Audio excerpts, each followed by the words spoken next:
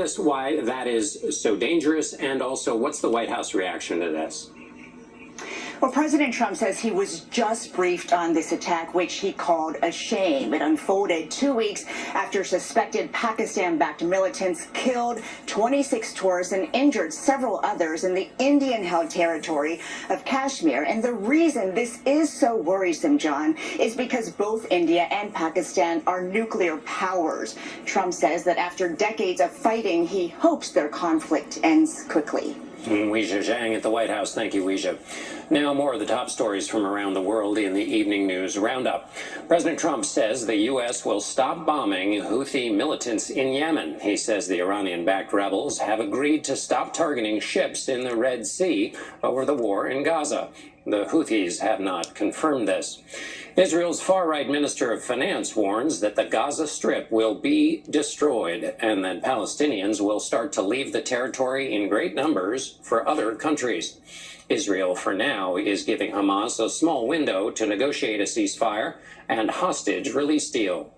The U.S. Supreme Court is temporarily allowing the president to enforce his ban on transgender people serving in the military, while legal challenges to the policy move forward. And Attorney General Pam Bondi showed off the haul from one of the largest fentanyl busts in U.S. history, including about 3 million pills labeled as oxycodone. Bondi says the Mexican Sinaloa cartel was trafficking the drugs across 5 western states. The conclave to elect the next pope opens in just a few hours. And a new CBS News poll out tonight indicates most American Catholics would like to see another Francis. More than 3/4 told us they approve of the direction in which he led the church. We sampled opinions here in Rome as well. This is the Piazza del Popolo, or People's Square, where espresso supercharges the Italian national sport, conversation. The talk this week is about who will lead the world's 1.4 billion Catholics. There are nuances to any religious discussion, but the 133 cardinals at this conclave will either continue the direction set by Francis, reemphasize traditional doctrine, or find some place in between. This last pope is a tough act to follow. According to a CBS News poll just released, more than 60% of U.S. Catholics believe the next pope should continue the teachings of Pope Francis or use more progressive ones. The cardinals will gather inside the Sistine Chapel, where they will take an oath of secrecy before they hold their first ballot. A 2/3 vote is needed to select a new pope. If that threshold is not met, the cardinals continue with a second round of voting the following morning. And so it goes. In this modern age of communication, the cardinals will rely on a smoke signal to tell the world whether there's a new pope.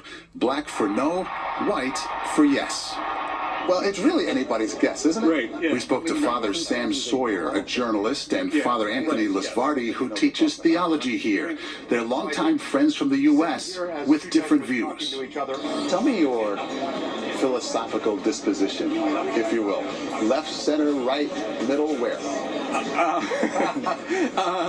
I would say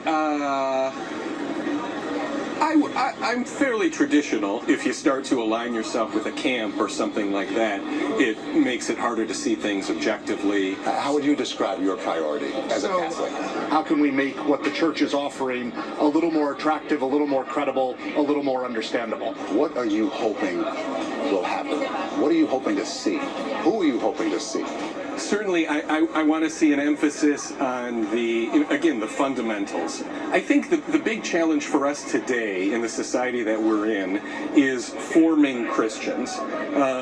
Because in previous centuries, the previous millennium, we could kind of rely on the culture to form Christians for us. What about you? What are you looking for in the next pope? So some of the things we all remember from Pope Francis, things like him embracing the man with the neurofibromatosis, that kind of encounter made the gospel sort of come alive for people. How long is this conclave going to last? What do you think? I wouldn't be surprised if it goes into next week. Right now, there is a spirit of division within the church that I think is going to make it harder to get to that 2/3. Father Sam Sawyer's point is the cardinals are from all over the world, the most geographically diverse ever for a conclave, and they have different concerns. In parts of Africa, for example, they may be thinking about things like polygamy or climate change in Australia and New Zealand, and so on, which might take some extra time. We hope it does not.